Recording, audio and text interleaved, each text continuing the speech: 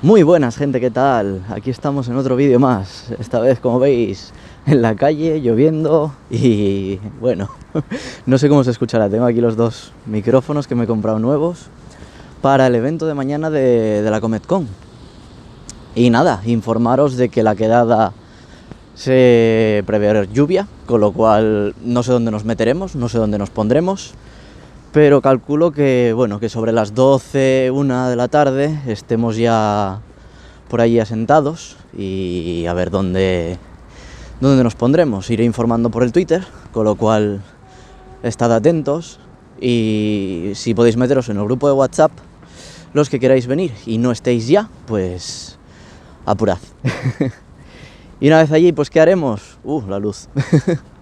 ¿Qué haremos allí? Pues básicamente quiero comer con vosotros, quiero conoceros, los que queráis venir y estar un ratito de risas, porque bueno, yo también voy a mis cosas, voy a las charlas, voy a intentar grabar un vídeo allí sobre desmitificando cosas de Japón.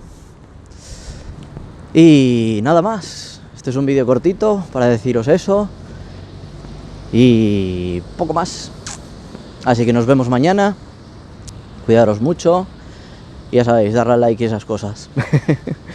Siento haber estado un poquito ausente estas últimas semanas, sobre todo con el tema de los directos y tal, pero bueno, he estado ocupadillo y seguiré ocupadillo.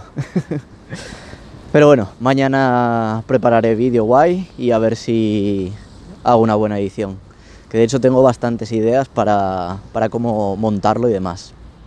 Así que nada más, os dejo ya aquí y nos vemos mañana. Bye.